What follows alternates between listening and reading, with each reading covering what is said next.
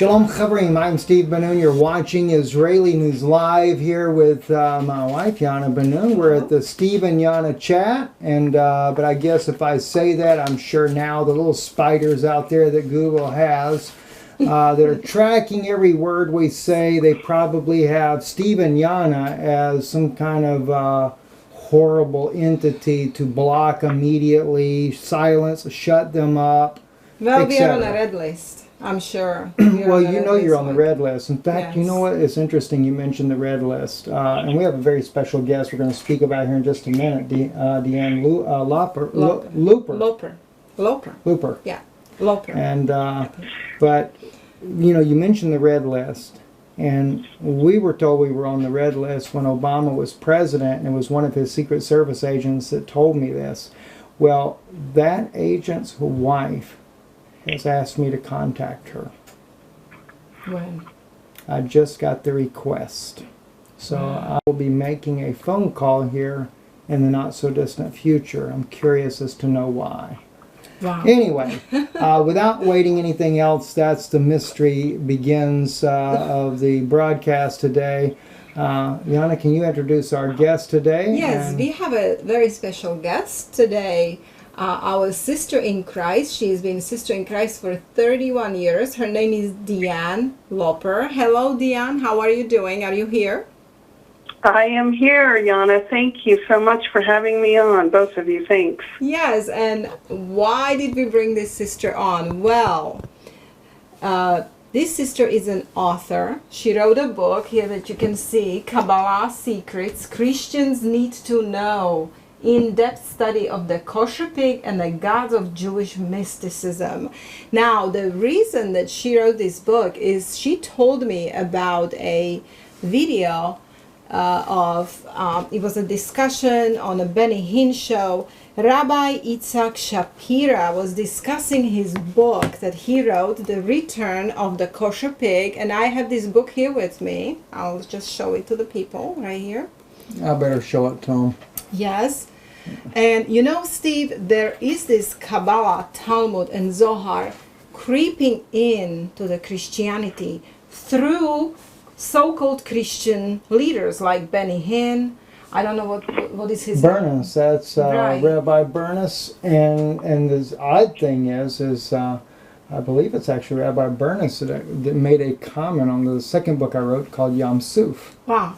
And then we have, you know, of course, we discussed Michael Brown, who is actually whitewashing Talmud, or he's a Talmud apologist. And I just heard that he even spoke about Kabbalah about a year ago, and he was speaking about it as not a big deal. So we are seeing that more and more Kabbalah, Talmud, and Zohar are creeping into Christianity, kind of like slowly, that nobody can notice how. And, you know, this particular Rabbi, Itzak Shapira, is talking about Yeshua being God in flesh, Jewish Messiah, and I am seeing even in the comments, and you will see Benny Hinn, everybody's so excited that Jewish people are recognizing Yeshua as the Messiah. But if you really go into this book deeply, if you read this book, you will notice that it's filled with Jewish mysticism, Kabbalah, and Sister Diane Loper has written.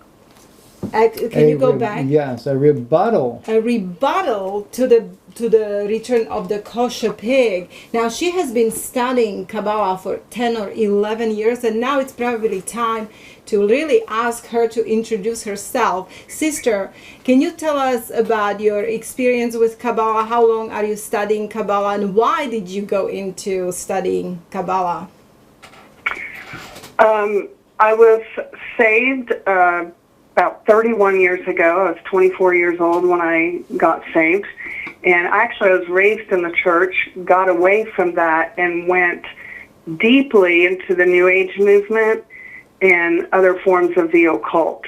So when I came to the Lord, I was 24, and I just had this hunger to find out what were the roots of the occult, and I saw that it was coming into the church, and I wanted to find out more about that. And I had, I guess, a God-given interest in prophecy, because I was raised in dispensationalism, which is like Schofield Bible teachings, pre-trib rapture teachings, just a lot of the stuff that's developed over the years into the church. And I don't believe any of that anymore. Mm-hmm. And so as I observed deception coming into the church, the Lord just kind of moved me into the area. He just kept leading me and leading me. There's other people, there's other Christians out there, and if you follow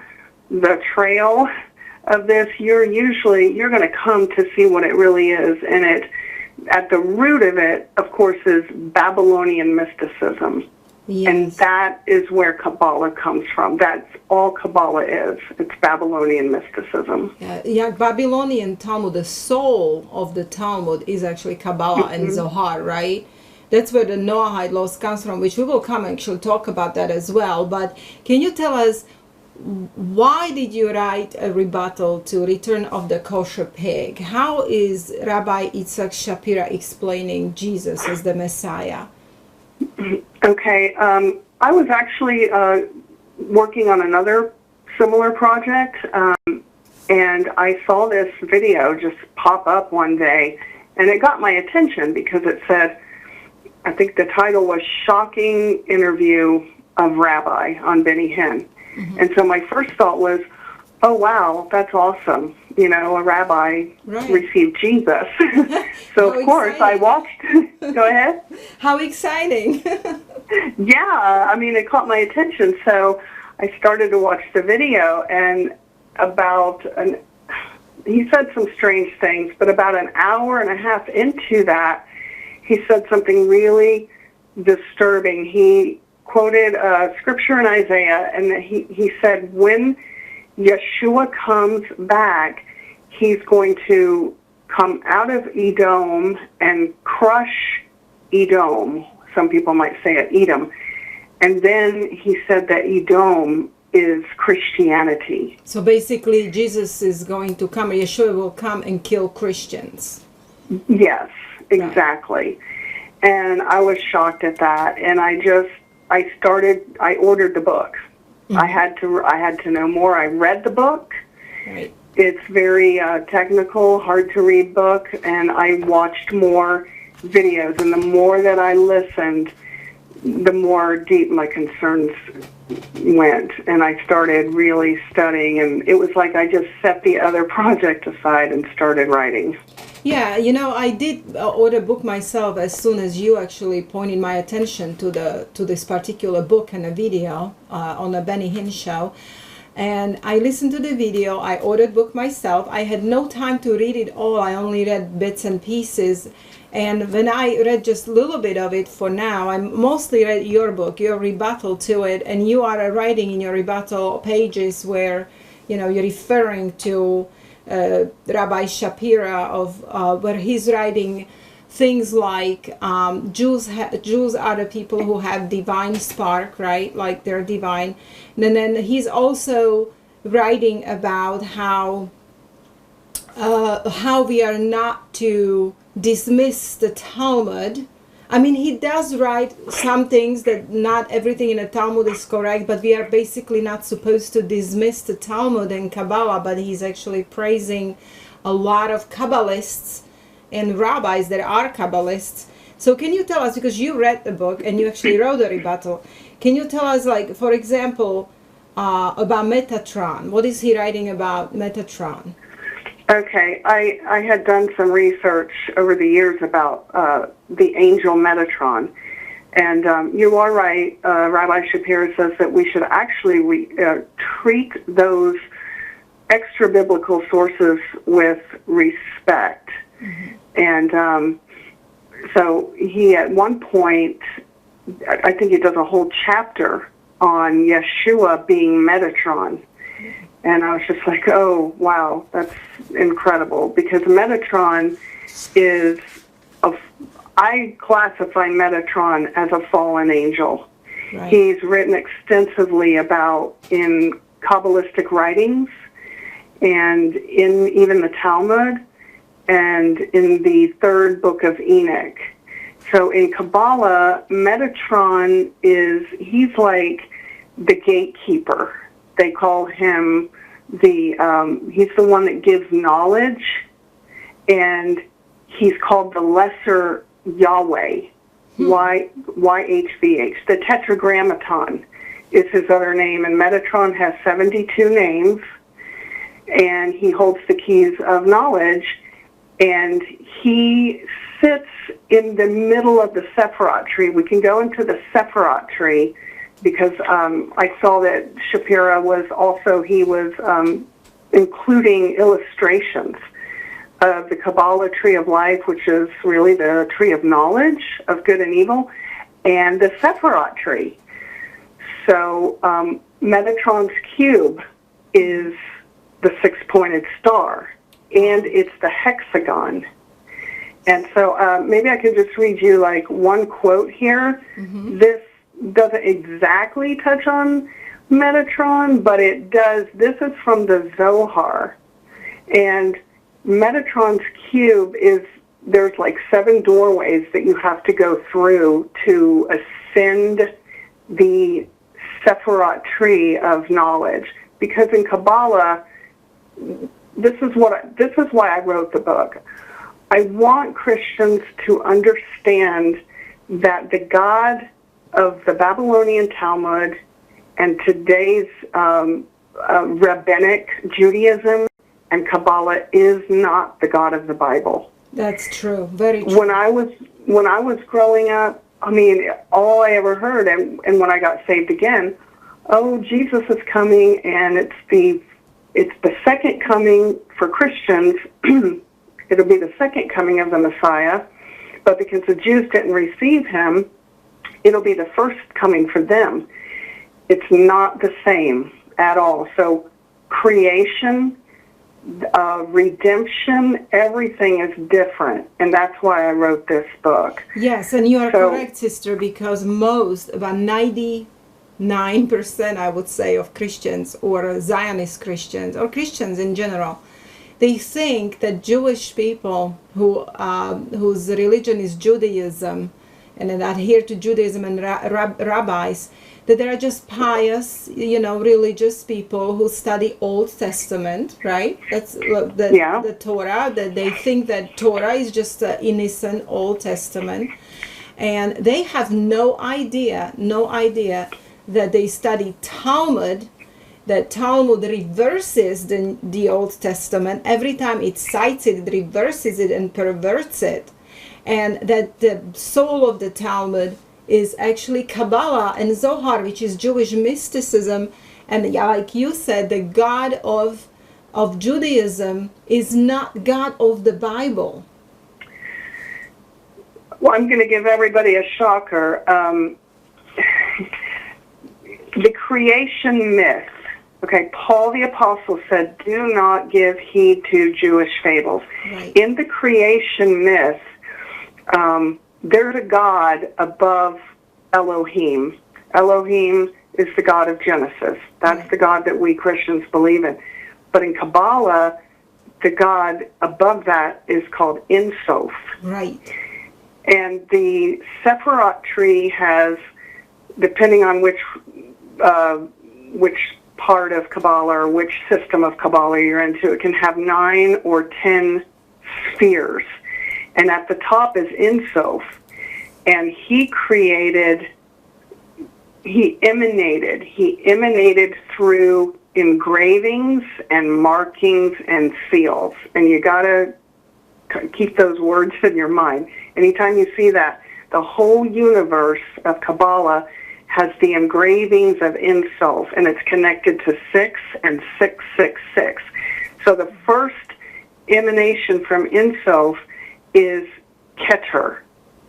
And they also call him Adam Kadmon, and he's androgynous. This is not the first Adam. He's an androgynous God. These are all gods, and they call them gods, and they call them crowns and entities.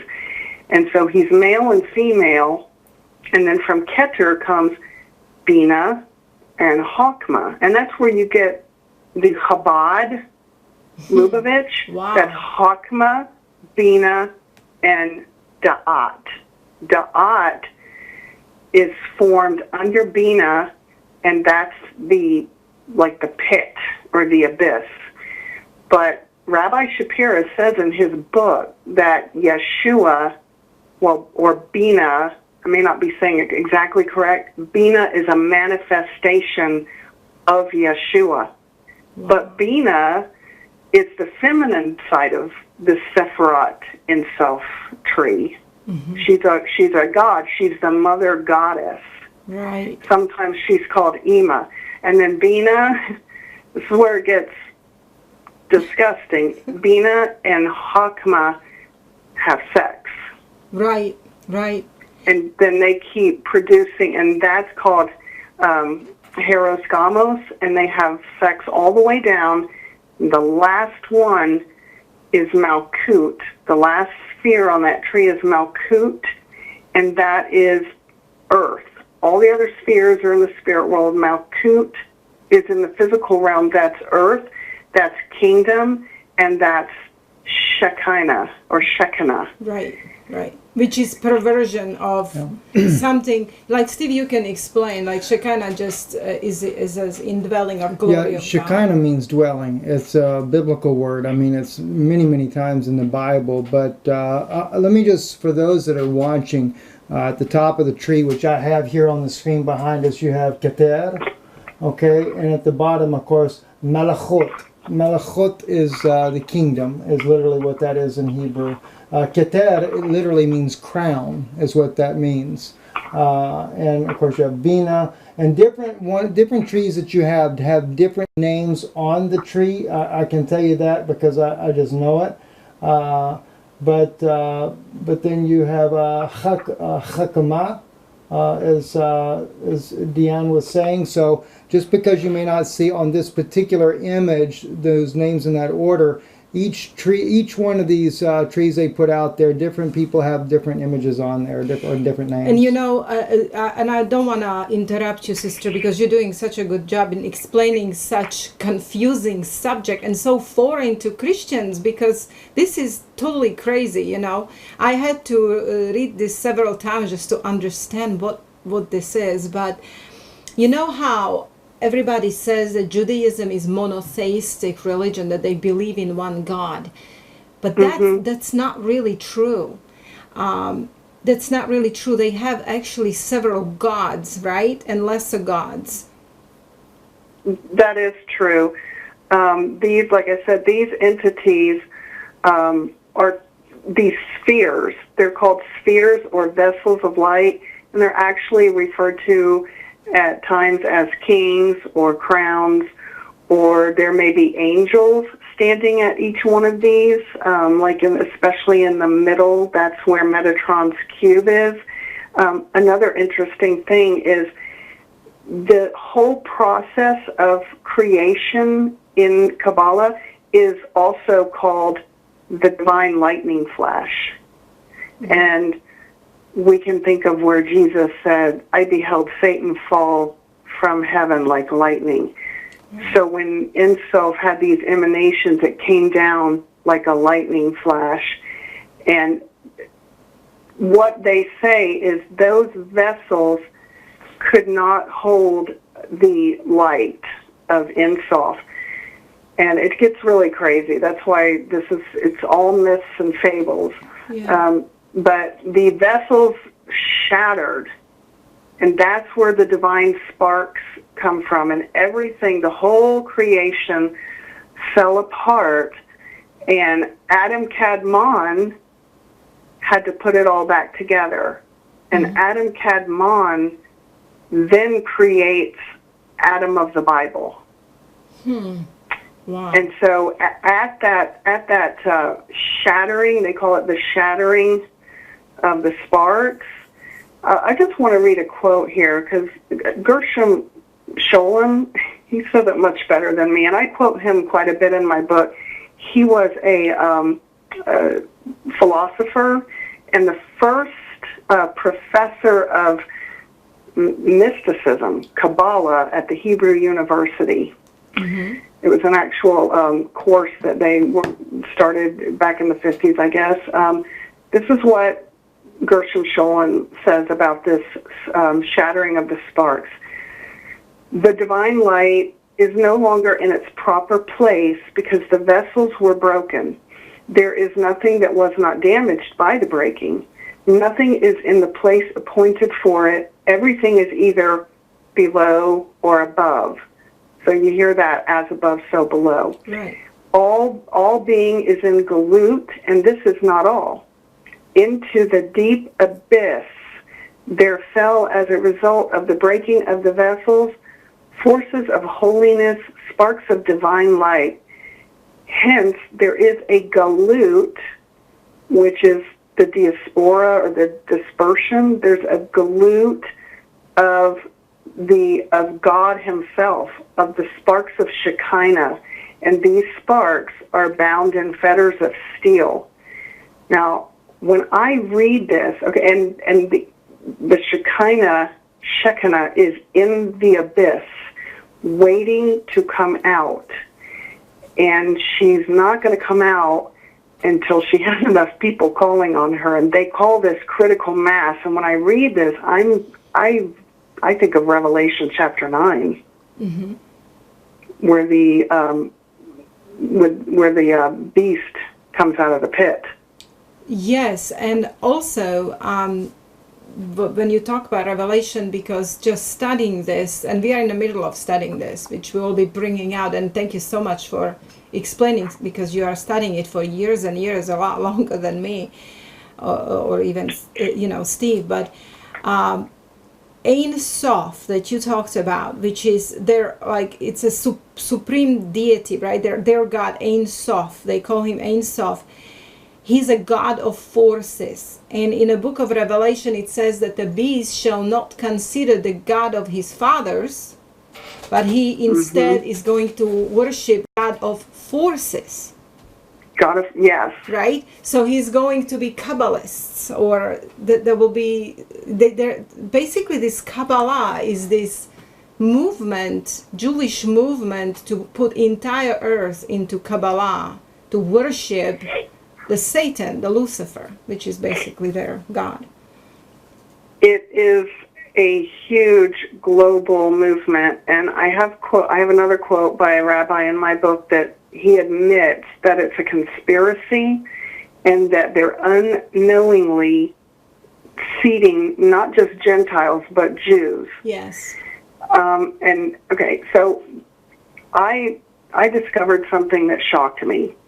As I was writing this book, I was reading a lot of different quotes and reading from the Zohar, and I read a rabbi's, what's his name? Michael Laitman, sorry, I have to think for a minute. Yes, I know him. Michael Laitman, you know him? Yes, we know him. Not personally, but... Okay, you know about him. We know about him, sorry, yes.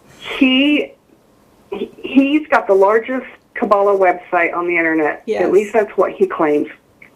And he says that the whole world is one big ancient Babylonian family, and we have to get back to Babylon. We have to get back to the one language of Babylon. True. So then as I'm writing That's the book, what he says. Rabbi. Yeah. Pardon me? That yes, I say exactly what you said, because I was on his website. He's the one who was speaking to IDF soldier, and he was telling them that Jews are not from this planet, that they're aliens and stuff like that. But yes, I think I actually have a video like this, so I know who you're talking about. Exactly, he's saying what you just said. Yes. Well, he is listed in Itzak Shapira's Appendix of Rabbis. Wow. Now, as far as I know, I don't know for sure because some of these rabbis lived hundreds of years ago, but as far as I know, I don't know that any of them ever accepted Jesus. And Rabbi Michael Laitman is listed in there along with Yehuda Ashlag, and Yehuda Ashlag's son was Michael Laitman's kind of Kabbalist master. Michael Laitman studied under him. So you've got Yehuda Ashlag, his son, and then Michael Laitman, who were all dedicated to the global dissemination of Kabbalah, and Michael Laitman still is. And so I thought that's so strange that Rabbi Shapira would have him in his book. And they call it, what's going on right now, if you go to Laitman's website, or you can read Yehuda Ashlight's, I've got them both quoted in the book. There's something that they call the horn of Messiah. Others call it the harbinger. Wow. That might ring a bell.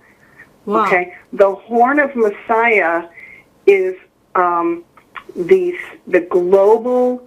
It's the shofar that Elijah is blowing. Elijah, the word harbinger, always refers to Elijah in Kabbalah, but it's a different Elijah than we're thinking. And the horn of Messiah, or the shofar of Messiah, it's right in there. They tell you it is nothing but the global dissemination of Kabbalah, which will heal and correct the world, and it's the only thing that can heal the world. Wow. And he's quoted in Shapira's book. Well, isn't that book Harbinger? I just know Jonathan Kahn writing this book, sister. Right? Didn't he write Harbinger? If you thought about it seriously, I mean, think about what we're listening to over and over.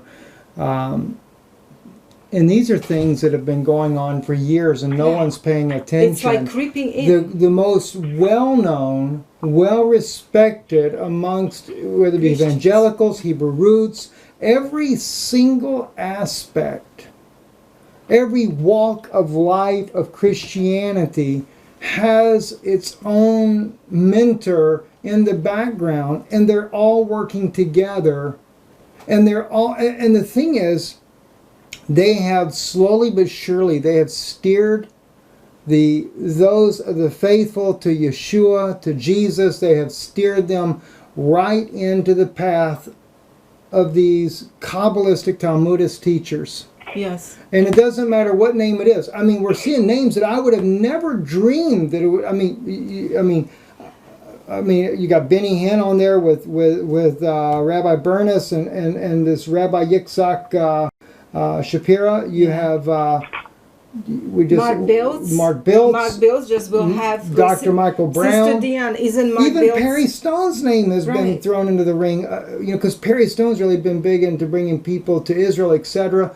And I'm not trying to throw these people under the bus, but it's just kind of strange that some of the most respected names of Christianity have forged relationships so deep with Talmudists. Right. We're supposed to be bringing them Christ, Yeshua. Right. Instead, even though they talk about Yeshua, they're kind of creeping in such a way that people cannot even notice, and they're creeping in this Kabbalah into Christianity. And Sister Diane, isn't Rabbi Itzak Shapira going to have a conference with Mark Biltz anytime soon, right? I believe he is. I think it's, I don't know if it's either in June or July or something, and I think it's like in South America. Mm-hmm. Yeah, and I believe they have ministered before. And then, the other thing, I was very concerned when I saw that Michael Brown endorsed Shapira's book. Yes. Well, let's go back to the book, because I know we are kind of limited on time. We have only 1 hour. I am here looking into repairing the world. That's chapter 4 in your book. Let's talk about the secret law of Tikkun and the tree of knowledge. Okay. Tikkun is it means to repair. Mm-hmm. So, or to fix. We're going to fix the world. So after the vessel shattered, Adam Kadmon makes Adam. He creates Adam. And then Adam eats from the tree. But their doctrine is it wasn't really a sin. The sin wasn't that he disobeyed God. The sin was that he separated the tree of knowledge from the tree of life, the tree of knowledge of good and evil from the tree of life. And so we've got there's opposites, and we've got to get the world back in harmony. The worlds above have to merge with the world below, and that is through tikkun, which is good works. And that is not only a way that they say that we're going to fix the world, but that's what our righteousness is based on. Whether if you're Jewish, you've got the 613 laws, and if you're a Gentile, you've got the 7 Noahide laws, and we all have to do our part. Yes, yes. And in that chapter, I also talk about that they believe in reincarnation, and they even say that the patriarchs have been coming back in past lives, and they can come back over and over because they have a higher soul, according to Kabbalah and Talmud. But we are born from like a different sphere, and we're only allowed up to 6 reincarnations, and I believe it's from Metatron gives us those 6 reincarnations. 6 reincarnations for the Gentiles. You have only 6 lives to make yourself righteous, right?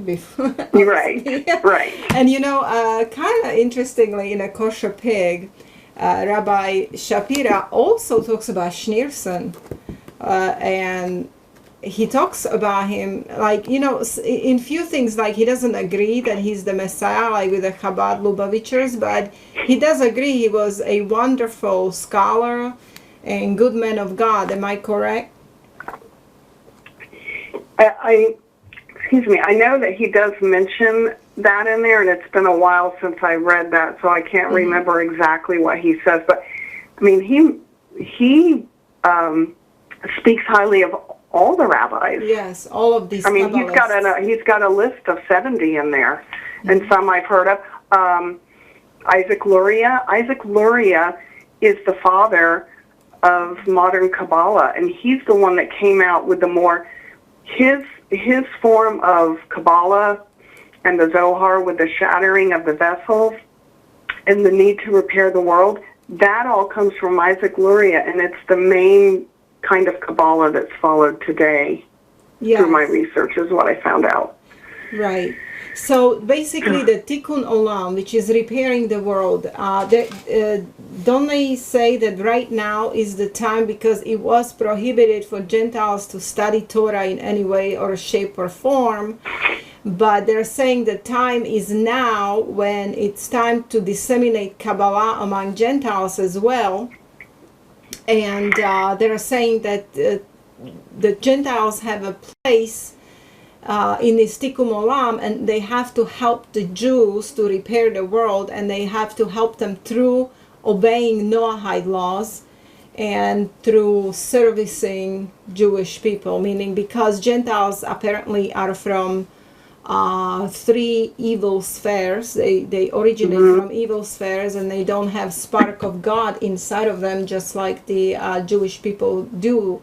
They teach that Jewish people are divine, right? And that's correct. They are divine, and the way that Gentile can become righteous or have a place in the world to come is to obey the 7 Noahide laws and be basically slaves to the Jewish people.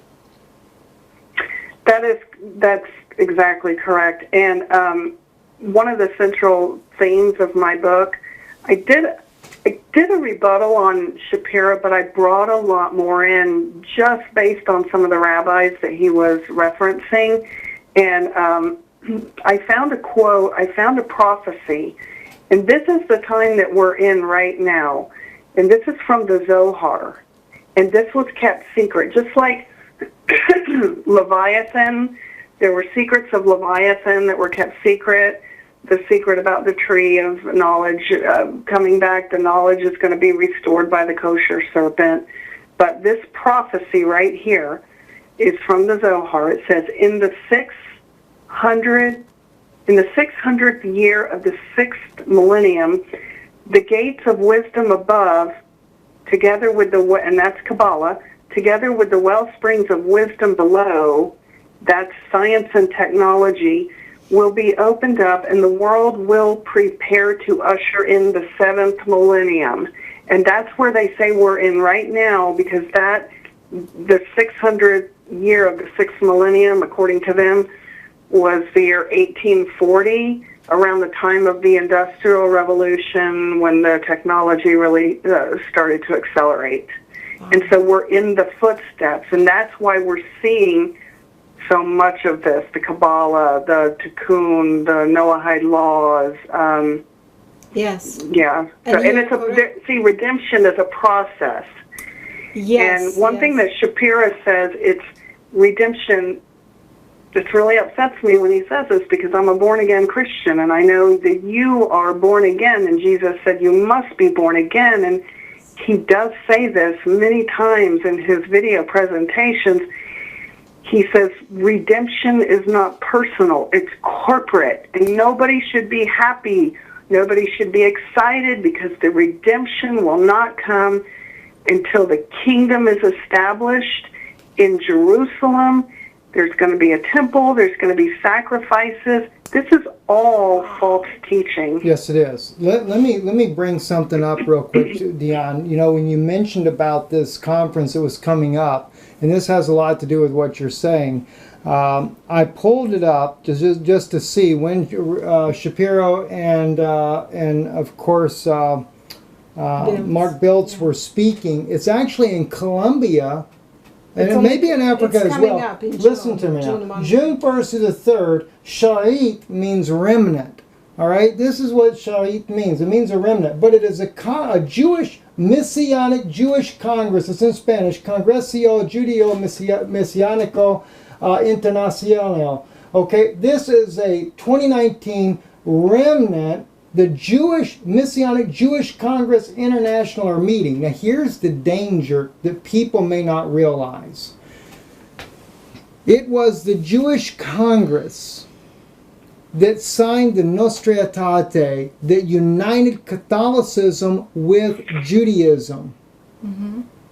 I was being told before they ever signed it, when Lori... Well, I think they signed in 1980. So what was it? No. You don't understand. The 50-year anniversary is when they signed the actual declaration by the Jews, signed it. They put together this long ago, but at the 50-year anniversary, that was actually signed, and the Vatican and Israel became as a one entity together. But who signed it? The Jewish Congress was the one that actually signed it. They're bringing about a unification of all the different religions of the world under one umbrella, and they're putting them under Talmudic Judaism. Now we have here the remnant, the Sharit, this conference, but they're calling this the Messianic Jewish Congress. Wow. Now we have just like what you just said, Diane, it is under as this Rabbi Shapiro is trying to tell the world, that you do not have redemption except through Israel's redemption, in other words, not through Christ, not through Yeshua, not through Jesus. He says it. That's what he teaches. And what are they doing? Now, Lori, if you remember, Lori came to me and told me I had to keep my mouth shut. I was causing a lot of problems on them signing the Nostra Aetate, which she didn't give me the name at the time. And she'd already told me, look, Steve, we brought you in. We felt like with the gift you had, you'd be a great asset to what we were doing. And we put you with big names. Mark Biltz is who she was talking about. Mm-hmm. All right, here Mark's going down here. They wanted me a part of their, I guess, the Sephardic Jewish Congress, because I am a Sephardic Jew. And here we have now, we're seeing another created government Messianic entity like the Jewish Congress, and they're bringing them all together. And of course, on their website, I'll just show you, like Diane was saying, hang on, I'm going to get this thing to work right. It is about $140 to go there to be able to enjoy it. No, it's $140. It's something not. Was that's in Colombian money. Oh, okay. Joshua Aaron will be singing, very well known. He's got a beautiful voice, wonderful singer there. But when you get down here to the those speakers in here, and it's a little slow coming up here, but it's going to pull them up here in just a second. We have Mark Biltz, Itzak Shapira, Samuel Del Caso Roman, Stephen Bernstein.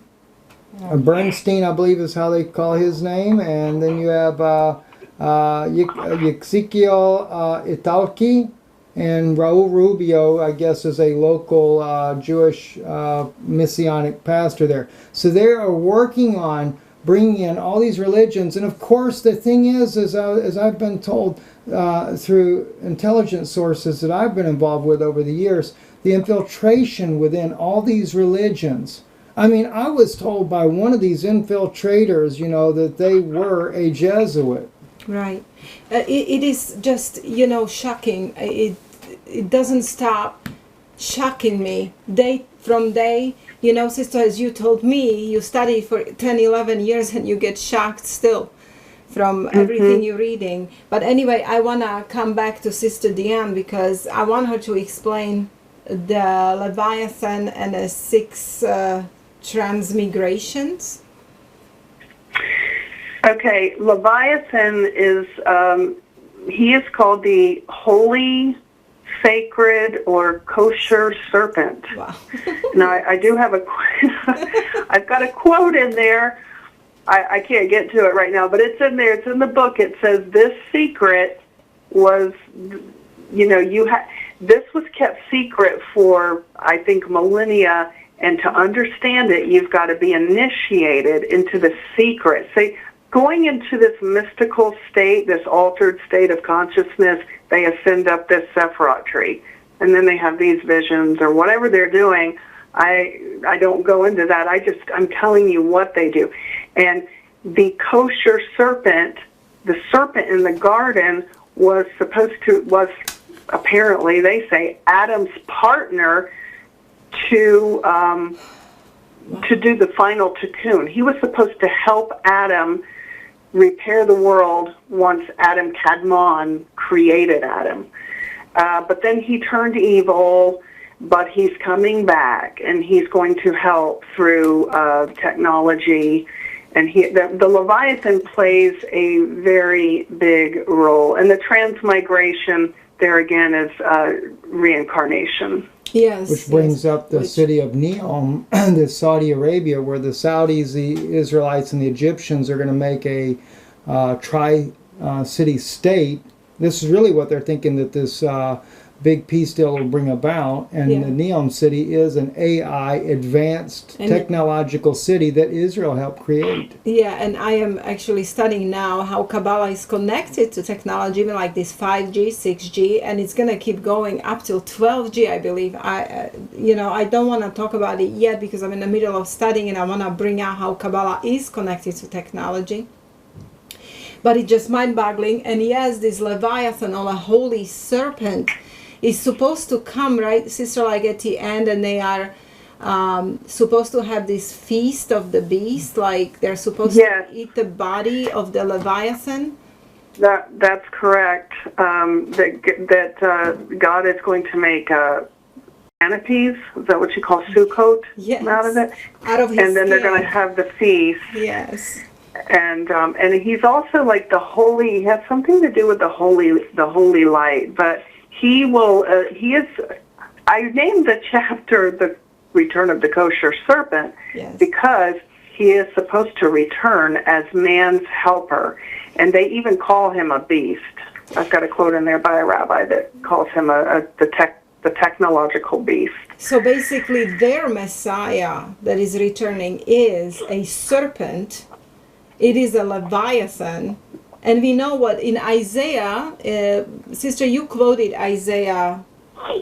How is Isaiah describing Leviathan? As the crooked serpent in the sea, and God will destroy the crooked serpent. And it so Leviathan is always something to be shunned, according to Scripture at least, and really only God can handle that kind of beast. And it says that he's the serpent of the prideful, or children of pride, the king of pride. He's the king of Leviathan, is the king of the pride, right? Children of pride, yes. The children of pride, yes. Okay, Sister, keep going. What else is in a Kabbalah as far as teachings? You have over here the two messiahs of the final redemption, the secrets of millennium. Yes. Messiah ben Joseph is supposed to, well, there's different opinions. They say Messiah ben Joseph is going to come, but other rabbis say he's working right now, and he's the one that's been working behind the scenes to establish the state of Israel, to bring the Jews back into their homeland. He's the one orchestrating the war with Edom, Ishmael, and the mixed multitude. And they even say that he is Metatron. Right. So it's just it just runs so deep, and it can be confusing because there are even differences of opinions within all of these different sects of Kabbalah. I was sharing with Steve earlier about the seal and the engravings, and I just think it's really important to connect this to the Noahide laws. This is a quote from the Zohar. Another part of the creation myth in the Zohar is that when Ein Sof was going to create the world, the letters of the Hebrew alphabet went up before him in reverse order. Aleph would be like the letter A in our alphabet, and Tav is the last letter of the Hebrew alphabet. So Tav goes up before the rest. Tav, well, they're female entities. These things are actual living entities. So Tav goes up before the Lord of the world, and she says this, may it please you, O Lord of the world. Now this is from the Zohar. You can read this online. May it please thee, O Lord of the world, to place me first in the creation of the world, since I am the concluding letter of Emet. That's the word truth, which is engraved upon your seal. They're always talking about these engravings. Ein Sof made the world with engravings, and the seal means mark. And the letter Tav continues, seeing that you are called by this very name, Emet, which is truth, it is most appropriate for you to create the world with me. Then the Holy One said to her, you are worthy and deserving, but it is not proper for me to begin the creation of the world with you, since you are destined to serve as a mark on the foreheads of the faithful ones who have kept the law from Aleph to Tav. And through the absence of this mark, the rest will be killed. Tav is the end of the seal of the Holy One, and it denotes the people who fulfilled the Torah from Aleph to Tav. Wow. So Aleph and Tav, and they say they're going to mark on the forehead with the Aleph and the Tav, and another place says they're going to mark on the foreheads at the Battle of Gog and Magog with just the letter Tav, and the letter Tav is made out of 3 Vavs, which is 666. Right. It's when you read this information, it's like, no wonder they've kept it secret. Right. So I pulled a lot of, Rabbi Shapira does not go into all this in his book. Really, the Lord just used that book as a kind of a springboard for me to go even more into my research and find things out. That is just totally shocking, because even in the book Jewish Utopia, and you do refer to this book in your book, speaks of the marks too. It does speak how they're going to go from city to city marking people's foreheads. Yes. Yes. The righteous or the wicked. Now, with the word emet, you asked me to talk about this. Yes. Okay, the word emet is truth. Mm-hmm. And so you've got the Aleph at the beginning, the Tav at the end, and the Mem in the middle. And that's the word truth. If you remove the Aleph, that only leaves the word death. Now, I know some of your listeners may have heard of the Golem or Golem, the Golem of Prague. It's a story in the Babylonian Talmud how the rabbis were able to create a man from clay to use him as a slave and a servant. And they put emet on his forehead. Wow. And he was like a mindless servant. And then when he got out of control, they removed it and he fell to a pile of ashes.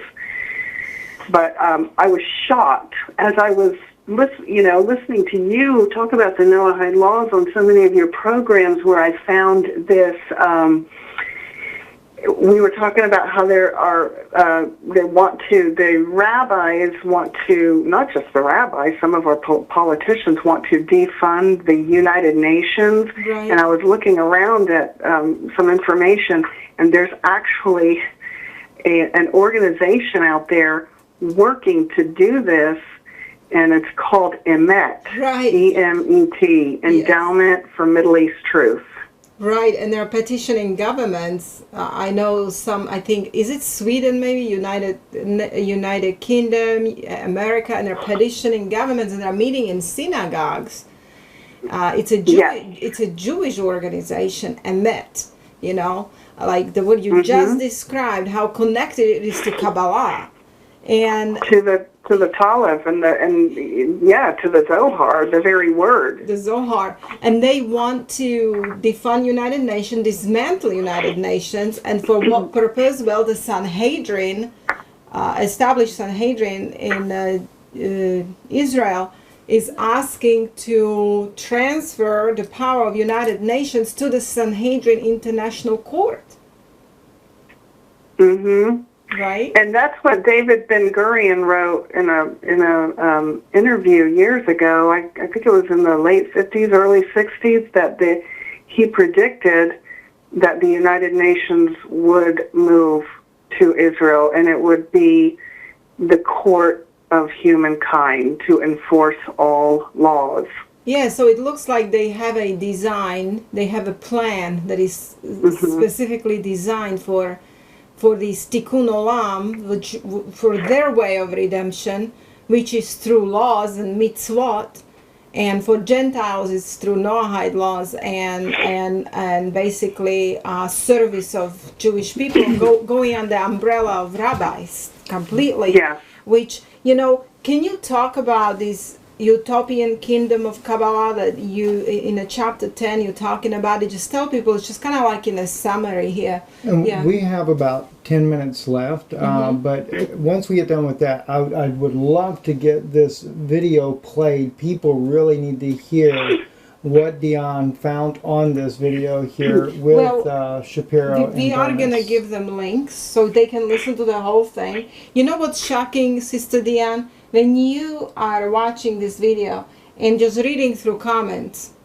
and people cannot catch on what's going on, they don't catch on this, and they're actually happy, and they're saying, wow, but because he speaks of Yeshua as a Messiah and even God in flesh, so you think that he's accepting Jesus, the Messiah. So, but he's doing it through Kabbalah and through Talmud and Zohar. And we know that this is exactly what Yeshua exposed, right? He exposed Pharisees, and he said that they don't know his Father. They don't know his Father. And then he says they will accept him who will come in his own name.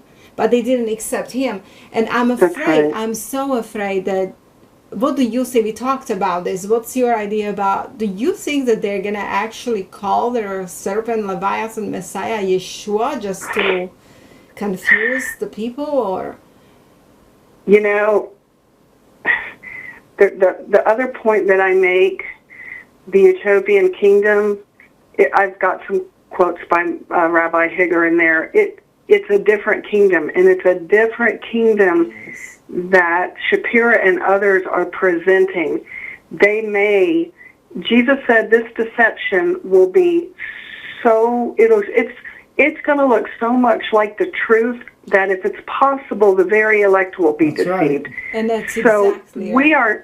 We're not, as Christians, we're not sitting here like in danger thinking Islam looks, that could deceive us, or Hinduism, or witchcraft, blatant witchcraft that's, the occult.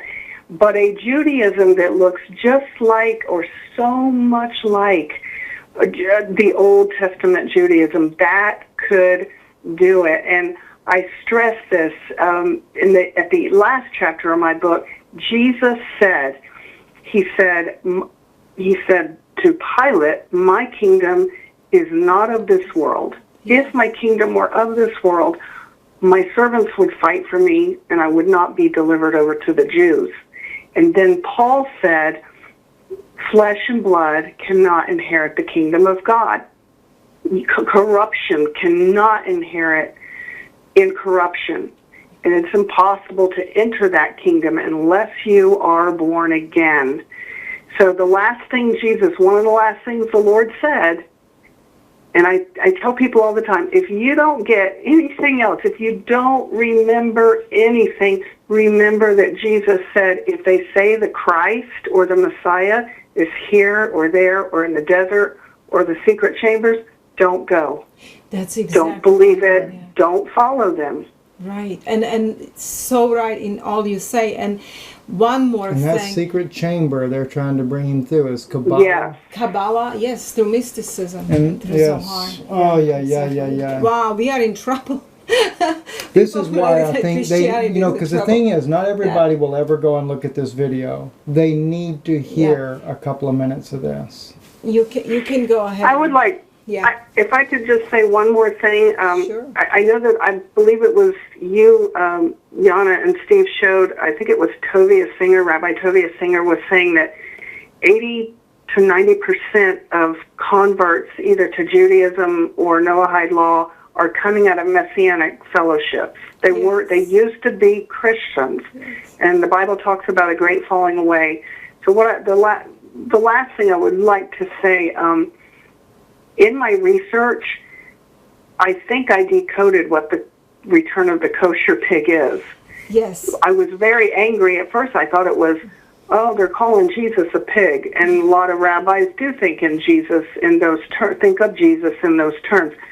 But the Midrash says this. Midrash is part of Babylonian Talmud, and there's a commentary in there, and it says that in the end times,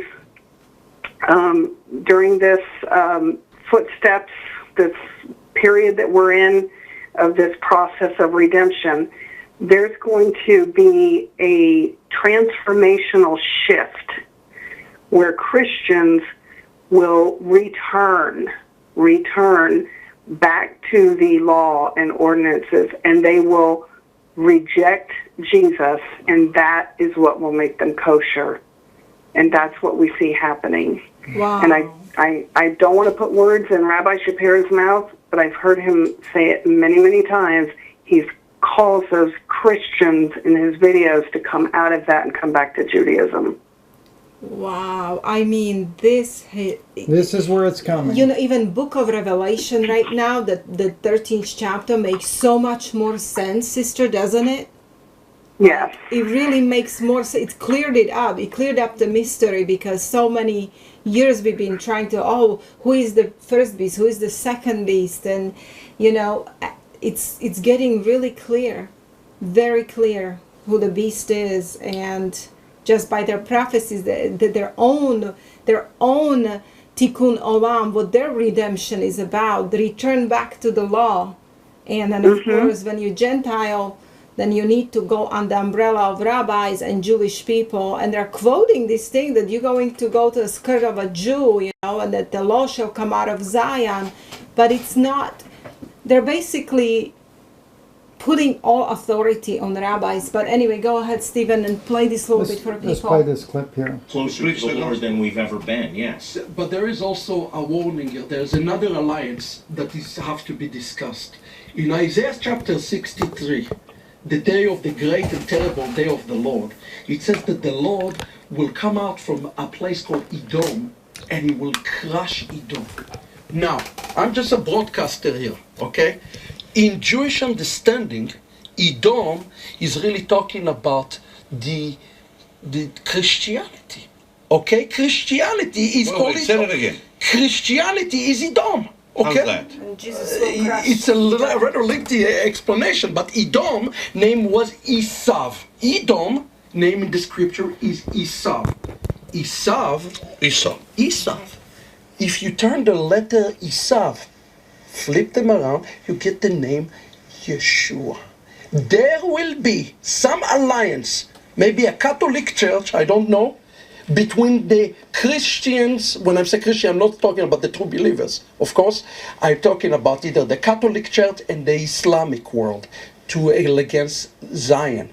That's why Edom will be destroyed. And that's why we need to be very, very careful to make sure we align ourselves properly. One more time, because you're saying things so fast. And go back and repeat what you said. Okay, I will explain it to you this way. Okay, please. When Moses, when he was brought up, where was he brought up? In Egypt. Correct. What did he destroy? Okay, so we're gonna leave this link, and then of course, if you're interested in reading Kosher Pig for yourself, but I really recommend that if you purchase it with the book of Sister Diane Loper, where Kabbalah Secrets Christians Need to Know, an in-depth study of the Kosher Pig and God what we and the need to gods really, of Jewish Stephen and mysticism. Sister Diane, what Christians today, what believers in Jesus Christ need to understand is, which is a shock to many people, shock to many Christians, is that we really have a need to study, to understand what Kabbalah teaches, what Talmud and Zohar and their own way, what they teach about redemption, so we can understand what's happening, how they're creeping into Christianity and asking, I mean, according to them, sister, listen. They didn't creep into Christianity. They have, for decades, they have steered Christianity and the Hebrew roots, the Messianic groups, into a direction to underneath rabbinical teachers that are not even real Jews. Right. Over here, I'm going to quote from your book, sister. It says, according to the Zohar, the illumination of the nations and the revelation of Moshiach in Israel will not be an instantaneous event, but will unfold as a gradual process. That's what they're teaching, okay? Based on the mystical timeline of the rabbis, this process began in the year of 1840, and I guess that was the Industrial Revolution, as you said. In a current Netzach Hod paradigm, the left and right pillars of the Sephirot tree, which is a Kabbalah tree, also represents the two messiahs of Kabbalah, the trained Meshechin. These two messiahs are Moshiach ben Joseph and Moshiach ben David.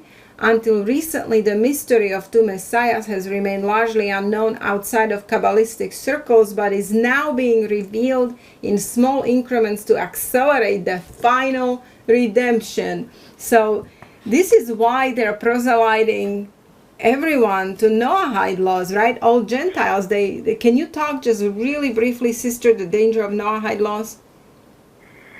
Well, I mean, they don't hide it anymore. When I first found out about them, I went to the library in a town near me and read it out of the actual Talmud, and it does say that the greater severity of breaking any one of these laws is death by decapitation. Yes. So they're not hiding anything anymore. When you played that quote or that clip from the video, and Rabbi Shapira, it was like he was trying to kind of backpedal a little bit on the Christians being just Catholics. Well, like I said, reading his book kind of pushed me into digging deeper. And it's not just him.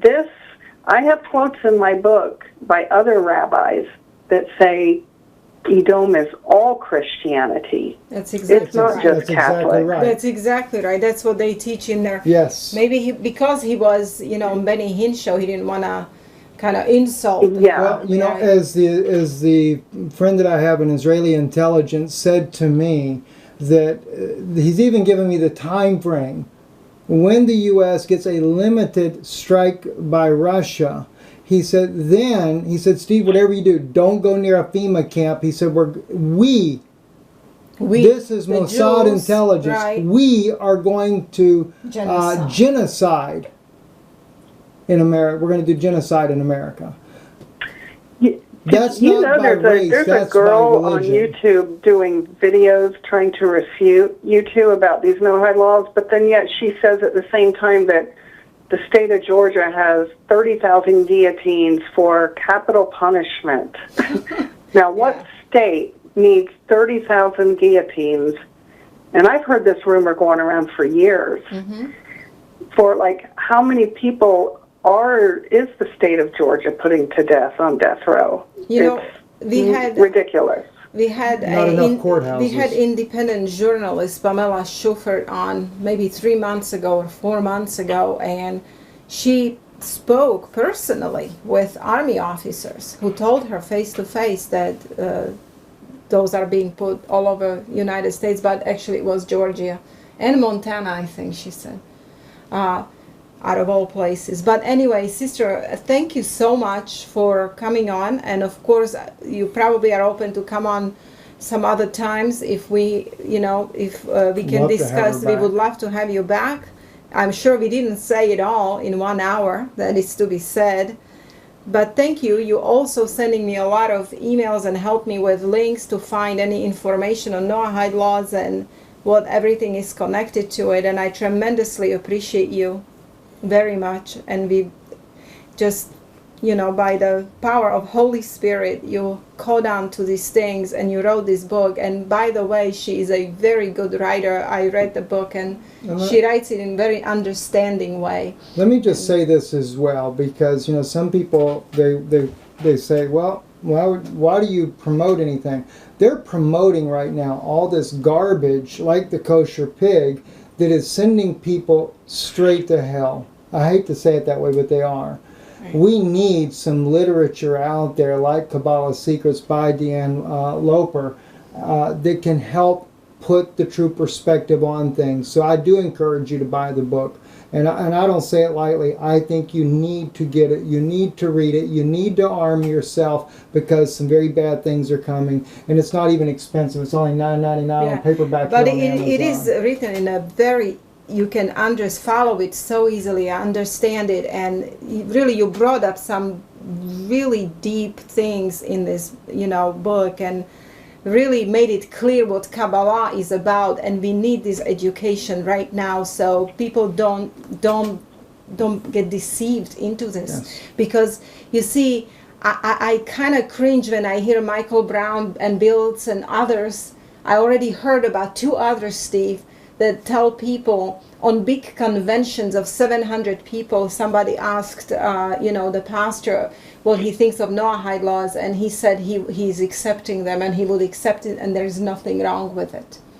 So now that we've already set the world on fire with it, they're forced to make their stand. And they're making and Yeshua a stand, said what? He said the bundles will be bound together for the burning. Yes. So the little groups are being bound. They're binding themselves together and making their stand. It's time for the believers to make their stand. And Yeshua said, if you stand for me, I'll stand for you before the Father. But if you deny me, which is what's going to have to happen in this case here, you will have to deny the deity of Jesus Christ. And when you deny the deity of Jesus Christ, he said, I will deny you before my Father and his angels. You make that choice. Yeah, and now my new worry, Sister Deanne and Steve, and everybody listening, is like, after knowing about this return of the Kosher Pig, I worry they're going to name their Leviathan actually Yeshua. I wouldn't That's doubt what it. I worry wouldn't doubt it. The title of this video tonight is going to be, is there anything kosher about a pig? No. Anyway. Well, thank you, Sister Diane. We really appreciate you coming on our show tonight.